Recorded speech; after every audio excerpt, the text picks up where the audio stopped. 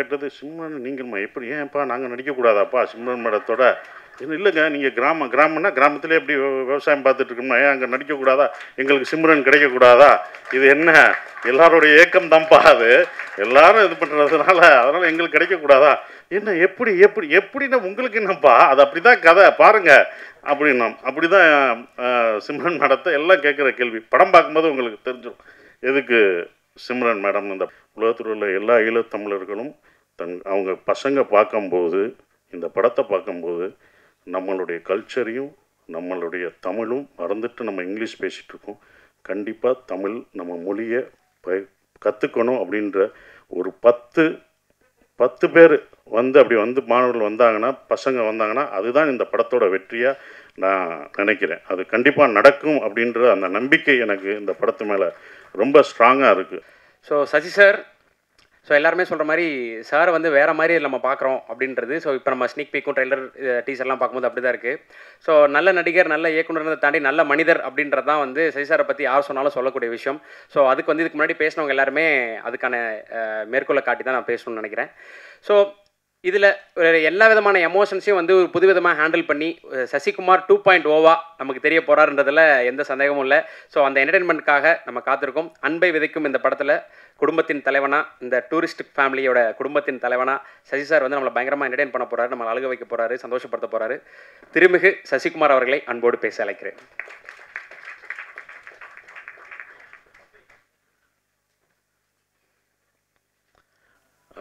எல்லோருக்கும் வணக்கம். நாங்கள் ஸ்டேஜ் ஏறும்போது சீக்கிரம் முடிஞ்சிடும், எல்லாம் கொஞ்சம் கொஞ்சமாக தான் பேசுவாங்கன்னு நினச்சேன். நான் நினச்சது ஏன்னா இவங்க ஷூட்டிங்கில் அவ்வளோவா பேச மாட்டாங்க, ஒர்க்கில் அவ்வளோவா பேச மாட்டாங்க. ஆனால் இவ்வளோ நேரம் பேசுவாங்க. எனக்கே என்னடா நம்ம கொஞ்சமாக தான் பேசுவோம் போல்க, நிறையா பேசுகிறோம் போல்க அப்படின்றத பார்க்கும்போது ஒவ்வொருத்தருக்கும் எனக்கே ஆச்சரியமாக இருந்தது.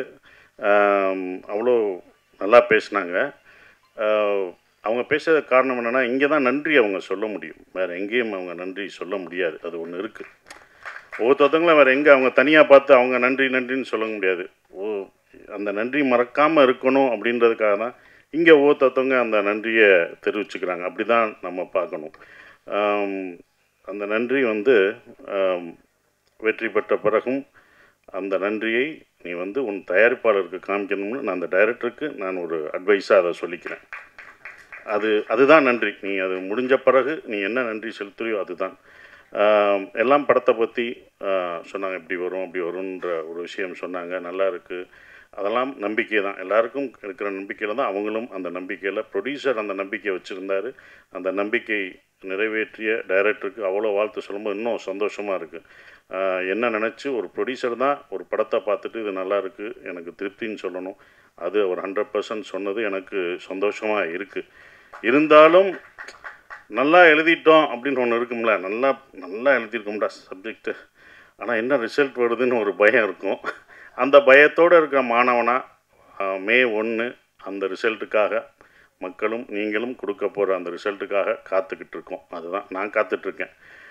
ஏன்னா எங்கள் படத்தை பற்றி நீங்கள் தான் பேசணும். நாங்கள் இங்கே படம் இப்படி பண்ணிட்டோம் அப்படின்னு சொல்கிறத விட நீங்கள் நல்லா இருக்கும், நீங்கள் தான் எல்லாருமே சொல்லணும். மக்களும் ப்ரெஸ் எல்லாமே நீங்கள் சொல்லணும்.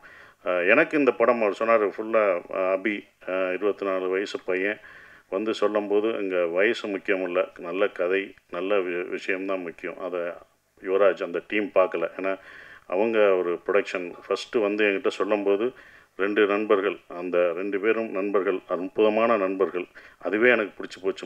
பாசு நண்பர்களாக இருக்கீங்க, இப்படி ஒரு நட்பா அப்படின்னு ஒன்று இருக்கும்ல, அந்த நட்புக்கே இந்த இதை செஞ்சாகணுமே அப்படின்றது. 2வது அவங்க எடுத்த படங்கள் 2மே எல்லாருக்கும் பிடிச்ச படம், கேட்கவே தேவையில்லை, அவ்வளோ பர்ஃபெக்டாக செலக்ட் பண்ணி சொல்லுவாங்க. அப்புறம் நம்ம என்ன சொல்கிறது, நம்ம தான் அதுக்குள்ளே போகிறேன், நான் தான் இந்த படத்துக்குள்ளே நுழைஞ்சிருக்கேன். அது எனக்கு தான் பெரிய ஒரு விஷயமாக நான் நினைக்கிறேன். கதை சொல்லும்போது கூட அப்படியே அந்த மியூசிக்கெல்லாம் போட்டு விட்டாப்புல, அப்படி போட்டு சார் அப்படின்னு வரும் சொல்கிறாப்புல. நான் சொல்லலை, நான் பாட்டு சீரியஸாக பார்த்தேன். கேட்டுக்கிற யுவராஜ் சிரிக்கிறாப்புல, யுவராஜ் அழுகிறாப்புல, என்னடா கூட வந்த ப்ரொடியூசர் அழுகிறாப்புல. நான் இப்படி திரும்பி பார்க்குறேன், ஒரு சவுண்டு கேட்குது. என்னன்னு பார்த்தா பக்கத்தில் இருக்கிற ப்ரொடியூசர்ஸ் அதுக்கு அழுகிறாப்புல. திடீர்னு அவர் சிரிக்கிறாரு. ஓகே, இது சைடு எஃபெக்ட் கொடுக்குறாங்க போல்க்கு அப்படின்னு நினச்சேன். அதுக்கப்புறம் எனக்கு உண்மையிலே கதை ரொம்ப பிடிச்சிருந்தது. ஏன்னா நான் கேட்ட கதையிலே ரொம்ப நாள் ஆச்சு நான் அப்படி கேட்டு உண்மையிலே கதையை முதல்ல இருந்து கடைசி வரைக்கும் எந்தவித மாற்றமும் செய்யாமல் அப்படியே இருக்கிற இதை மாற்றிக்கலாம் அப்படி மாற்றிக்கலாம் அப்படி எதுவுமே இல்லை. அது கரெக்டாக இருந்தது. அது கரெக்டாக தான் எடுத்திருக்காங்க. எந்த மாற்றம் இல்லாமல் செஞ்சது தான் இது அபியோட இந்த டைரக்டரோட வெற்றியாக நான் நினைக்கிறேன். அது ஒன்று. அப்புறம் ஏன் அவர் சொன்னார், சார் ஏன் சார் நான் அவ்வளோ சொன்னேன், நல்லா பேசின பிறகு நீங்கள் ஒரு தடவை கூட சிரிக்கல, இல்லைடா உன்னை டிஸ்டர்ப் பண்ணா, நீ ஒரு காமெடி படம் பண்ணுற, காமெடி சொல்கிறேன்னா உள்ளுக்குள்ளேயே சிரிச்சுக்குவேன், உள்ளுக்குள்ளேயே ஆடுவேன், எல்லாமே உள்ள இன்னர் இது ஆடுவார், ஆனால் வெளியில் இல்லை, உன்னை டிஸ்டர்ப் ஆகிடுவேன், நான் சிரித்து அதனால் அடுத்த லைனுக்கு போகக்கூடாது அப்படின்னு சொன்னோம். அதுக்கப்புறம் தான் சிம்ரன் மேடம் இந்த படத்துக்கு அப்போ சொல்லும் போது எனக்கு இல்லை, சிம்ரன் மேடம் நடிக்கிறாங்க அப்படின்னாங்க. சார் சிம்ரன் மேடம் கதை சொல்ல போகிறேன், எப்படி என்ன சொல்லுங்க, இதான் எனக்கு ஒன்று போடுவேன், மியூசிக்கை போட்டு அப்படி இப்படி நடிச்சு காமிப்பேன், அதை அவங்களுக்கு பண்ண அவங்களுக்கு பிடிச்சிரும். அப்படியா சார், கண்டிப்பாக பிடிக்கும்டா அப்படின்னு அடுத்து அவங்க ஓகே பண்ணிட்டாங்க. அவங்க ஏன் ஓகே பண்ணால் அந்த கதை அவங்களும் இதில் வந்தது வந்து எல்லாம் கேட்டது, சிம்ரன் நீங்கள்மா எப்படி ஏன்ப்பா நாங்கள் நடிக்கக்கூடாதாப்பா சிம்ரன் மேடத்தோட, இன்னும் இல்லைங்க நீங்கள் கிராமம்னா கிராமத்திலே எப்படி விவசாயம் பார்த்துட்டு இருக்கோம்னா ஏன் அங்கே நடிக்கக்கூடாதா, எங்களுக்கு சிம்ரன் கிடைக்கக்கூடாதா, இது என்ன எல்லாரோடைய ஏக்கம் தான்ப்பா, அது எல்லாரும் இது பண்ணுறதுனால அதனால் எங்களுக்கு கிடைக்கக்கூடாதா, என்ன எப்படி எப்படி எப்படின்னா உங்களுக்கு என்னப்பா, அது அப்படி தான் கதை பாருங்கள் அப்படின்னா. அப்படி தான் சிம்ரன் மேடத்தை எல்லாம் கேட்குற கேள்வி. படம் பார்க்கும்போது உங்களுக்கு தெரிஞ்சிடும் எதுக்கு சிம்ரன் மேடம் இந்த படத்தில் எல்லாருக்கும் பிடிச்சவங்க சிம்ரன். அது கண்டிப்பாக இந்த படத்தில் அந்த குடும்பமாக உங்களுக்கு என்னையும் சிம்ரன் என் குழந்தைங்க பசங்க எல்லாத்தையும் உங்களுக்கு அது பிடிக்கும். அவங்க அவ்வளோ பெர்ஃபார்ம் பண்ணுவாங்க. அவங்கள அதாவது என்னென்னா அவங்கள எனக்கு இன்னொன்று அவங்கள பாராட்ட வேண்டியதெல்லாம், இப்போ வரைக்கும் அவங்க ஹீரோயினாக நடிக்கலாம். இந்த படத்துலேயும் அவங்க ஹீரோயின் தான், நான் ஹீரோ அவங்க ஹீரோயின். ஸோ அவங்க எப்போவும் ஹீரோயினாக நடிக்கலாம். ஸோ அது ரொம்ப அற்புதமாக பெர்ஃபார்ம் பண்ணாங்க. அவங்கள வந்து எல்லாருமே வரும்போது சிம்ரன் மேடம் கொஞ்சம் பயந்தாப்புல, டேரக்டர் சிம்ரன் மேடம் இருக்காங்க, இவங்க இருக்காங்க அப்படின்னு நிறைய பயப்படுவார். ஸோ அதெல்லாம் தவிர்த்துட்டு பாஸ்கர் சார் இப்படி போய் பேசி இப்படி பண்ணு எல்லாம் சரியாயிடும் அப்படின்னு சொல்லி அப்படி தான் பண்ணது. இந்த கதை ஏன் எனக்கு ரொம்ப பிடிச்சிருந்த ஒரு விஷயம் அப்படின்னா, இது வந்து ஈழத்தமிழை பேசுகிற ஒரு இது. நான் வந்து பேசுகிறது வந்து ஸ்ரீலங்கன் தமிழ், ஈழத்து தமிழ் பேசுகிற ஒரு குடும்பம் இங்கே வந்து எப்படி சர்வே ஆகிறாங்க அப்படின்றது. இது பார்க்கும்போது உங்களுக்கு காமெடியாக தெரியும், காமெடியாக இருக்கும். எப்படின்னு யூஸ்வலாக ஸ்ரீலங்கன் படமோ ஒரு ஈழத்தமிழர் படங்கள் எடுக்கும் போதோ அது சோகமாகவும் கஷ்டமாகவும் தான் நம்ம பார்த்துருப்போம். இந்த படம் சந்தோஷமாக இருக்கும், உங்களுக்கு சிரிக்க வச்சுட்டே இருப்போம். ஆனால் உள்ளுக்குள்ளே உங்களுக்கு ஒரு விஷயத்தை சொல்லிக்கிட்டே இருப்போம், அவங்க வலிகளை. அதாவது ஒரு சந்தோஷத்தை வலியை மறைத்து தான் சந்தோஷத்தை நம்ம கொடுக்க முடியும். அந்த வலிகளை மறைத்து இந்த குடும்பம் உங்களுக்கு சந்தோஷத்தை கொடுத்துட்டே இருக்கும். அப்படி தான் வரும். ஏன் அவங்க சந்தோஷம் கொடுக்குறாங்கன்னா, அவங்க அடுத்த ஜென்ரேஷன் அவங்க குழந்தைகளுக்கு, அந்த குழந்தைகள் நம்ம பட்ட கஷ்டம், நம்ம விட்டு வந்த உறவுகளையும் நம்ம தமிழையும் நம்ம விட்டுறக்கூடாது, நம்ம குழந்தைகளை சந்தோஷமாக வச்சுக்கணும்னு அவங்க வழியை மறந்து கொடுக்கக்கூடிய படமாக அது இருக்கும். அதுதான் அவங்க வழியை மறந்து அந்த குழந்தைங்களுக்கு சந்தோஷத்தை கொடுக்குறாங்க. உலகத்தில் உள்ள எல்லா தமிழரும் இது எல்லாருக்குமே பொருந்தும். எல்லா தமிழர்களுக்கும் உலகத்தில் உள்ள எல்லா ஈழத்தமிழர்களும் அவங்க பசங்க பார்க்கும்போது, இந்த படத்தை பார்க்கும்போது நம்மளுடைய கல்ச்சரையும் நம்மளுடைய தமிழும் மறந்துட்டு நம்ம இங்கிலீஷ் பேசிகிட்ருக்கோம். கண்டிப்பாக தமிழ் நம்ம மொழியை கற்றுக்கணும் அப்படின்ற ஒரு 10 பேர் வந்து அப்படி வந்து மாணவர்கள் வந்தாங்கன்னா, பசங்க வந்தாங்கன்னா, அதுதான் இந்த படத்தோட வெற்றியாக நான் நினைக்கிறேன். அது கண்டிப்பாக நடக்கும் அப்படின்ற அந்த நம்பிக்கை எனக்கு இந்த படத்து மேலே ரொம்ப ஸ்ட்ராங்காக இருக்குது. எல்லாம் நம்பிக்கை தான் இருக்குது. அது மாற்றும் உலகத்தமிழர்கள் எல்லாரும் பார்ப்பாங்க அதை அப்படின்ற நம்பிக்கை இருக்குது. அவங்க ஃபேமிலியோடு கூப்பிட்டு வந்து பார்ப்பாங்க. இங்கே உள்ள மக்களும் அவ்வளோ எல்லாத்தையும் கலெக்ட் பண்ணுவாங்க. ஏன்னா இங்கேருந்து போய் அங்கே கஷ்டப்படுற, அங்கே வழியாக வாழ்ந்துட்டுருக்கவங்களுக்கும் இந்த படம் ஒரு நல்ல அவங்கள சிரிக்க வச்சுட்டே தான் சொல்லுவாங்க. எங்கேயுமே அவர் வந்து இது பண்ண மாட்டார். பட் ஃபீல் குட் மூவியாக கண்டிப்பாக இருக்கும். அவர் சொன்னார் எப்படி இந்த படத்தை இது பண்ணேன்னு நான் கேட்கும்போது, அவருக்கு இன்ஸ்பயர் ஆனது தெனாலி படம். அதை அவர் சொல்ல மறந்துட்டார். தெனாலி படத்தை நான் இன்ஸ்பயர் பண்ணி தான் சார் இதை நான் எடுத்தேன். இந்த படம் பார்க்கும்போது உங்களுக்கு தெனாலி மொழி படங்களை ஞாபகப்படுத்தும் நம்புகிறேன் நான். அது கண்டிப்பாக இருக்கும். அப்படிப்பட்ட ஒரு படம் இந்த டூரிஸ்ட் ஃபேமிலி இருக்கும் அப்படின்றது. இந்த படத்தில் மலையாளத்திலேருந்து வந்திருக்காரு. அந்த மலையாள இதெல்லாம் மறந்து அழகாக என் மகனாக சூப்பராக பண்ணார். நான் உங்கள் கதை சொல்லும் போதே சொன்னேன், இதில் யாரும் நடிக்க மாட்டாங்க, எந்த ஹீரோ நீ போயிட்டு வா, எங்கே சுற்றி வந்தாலும் என்கிட்ட தான் வர முடியும். ஏன்னா இவ்வளோ பெரிய பையனாக யாரும் எந்த ஹீரோ நடிக்க மாட்டாங்கன்னு நான் நினச்சேன். சில ஹீரோக்கள் நடிப்பாங்க, சிலர் நடிக்க மாட்டாங்க. அதுதான் அப்படி இது எனக்கு தான் இந்த கதை இருக்கும் அப்படின்னு நினச்சேன். அப்படி வந்தார். மிதுன் சூப்பராக இருந்துச்சான். பெரிய டைலாகு, நானும் அவனும் பேசுகிற ஒரு சீனு. அதில் வந்து ரொம்ப அற்புதமாக நான் எதிர்பார்க்கவே இல்லை. இன்னும் இவ்வளோ சீன் இருக்கு, பட் என்னோடய டைலாக் இருக்குது, எப்படி பேசுவார் அப்படின்னு நினச்சேன்.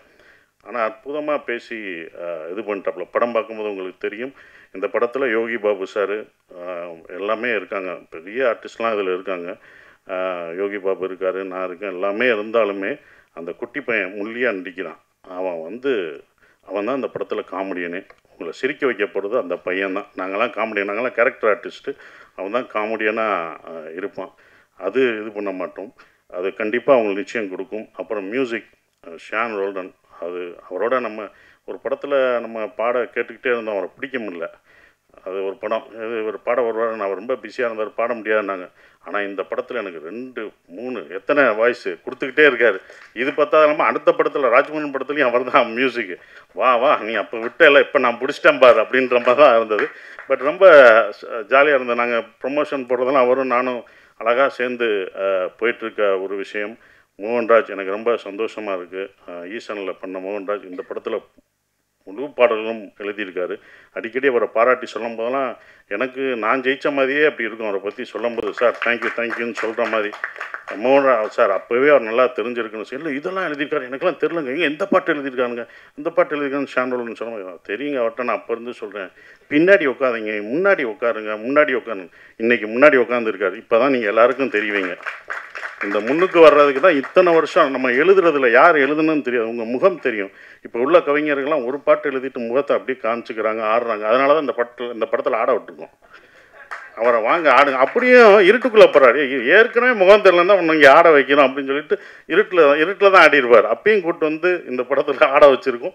ஸோ அவ்வளோ சிறப்பாக இந்த பாடல்கள் எழுதியிருக்காரு. ஆனால் ஒன்று சொல்லுவார் அடிக்கடி, எனக்கு ரொம்ப பிடிச்சிருந்த வரிகள்லாம் நிறைய எழுதியிருக்காரு. அந்த வரிகள் எனக்கு ரொம்ப பிடிச்சிருக்கு. சந்தோஷமாக நீங்கள் கேட்கும்போது ரொம்ப ஃபாஸ்ட் பீட்டாக இருக்கும், ஆனால் உள்ளுக்குள்ளே எப்படி வலிகள், சந்தோஷமான பீட்டை கேட்டாலும் வலிகள் இருக்கும், அப்படி தான் இந்த படம் இருக்கும். சந்தோஷமாக இருப்பீங்க, உள்ள அவங்களோட கஷ்டங்கள் சந்தோஷமான இந்த ஹாப்பி டேஸ்னுவாங்கள்ல, ஹாப்பி லைஃப், அந்த மாதிரி லைஃப் இஸ் பியூட்டிஃபுல், அன்பை போதிக்க போது இந்த படம். வெளியில் வரும்போது நீங்கள் அன்போடு வந்தாலே அதுவே எங்களுக்கு வெற்றின்னு நினைக்கிறோம். அஃப்கோர்ஸ் இவங்க எடுக்கிறாங்க இந்த படம், இன்னொன்றும் பர்சனலாக ஜெயிக்கணும். ஏன்னா அவங்க எடுத்த 2 படத்தோட இதோட ப்ரொடக்ஷன் காஸ்ட் ரொம்ப ஜாஸ்தியாக இருந்தது. நானே பயந்து என்னப்பா இவ்வளோ செலவழிக்கிறீங்க, வேணாம்ப்பா அப்படின்னா, இல்லை சார் இந்த படத்து மேலே எனக்கு நம்பிக்கை இருக்குது, இதை நல்லா பண்ணும் சார், இவங்கெல்லாம் வரணும் அப்படின்னு சொல்லி அவங்க பண்ணது மறக்க முடியாத ஒன்று. அவங்களுடைய நம்பிக்கைக்கு இந்த படம் வெற்றி பெற்று அவங்களுக்கு என்ன செலவழிச்சாங்களோ அந்த காசு கொடுத்துட்டாலே எனக்கு ரொம்ப ஒரு ப்ரொடியூசராக நான் சந்தோஷப்படுவேன். அது வரணும், அப்போ தான் அது நல்லா இருக்கும்னு நான் நினைக்கிறேன். மற்றபடி இதை நீங்கள் தேட்டரில் May 1 படம் ரிலீஸ் ஆகுது, நீங்கள் பாருங்கள். நானும் உங்களோட சேர்ந்து அதை ரசித்து பார்க்குறேன். மறந்துடாதீங்க, நீங்கள் தான் உங்களோட ஆதரவை தரணும். May 1 மறந்தாமல் பாருங்கள். Thank you. Sir super sir. So வழக்கம் போல் பயங்கரமாக கலக்கி பேசிட்டீங்க சார். ஸோ பயங்கர என்டர்டெய்னிங்கான விஷயமா இருந்தது. ஸோ இப்போது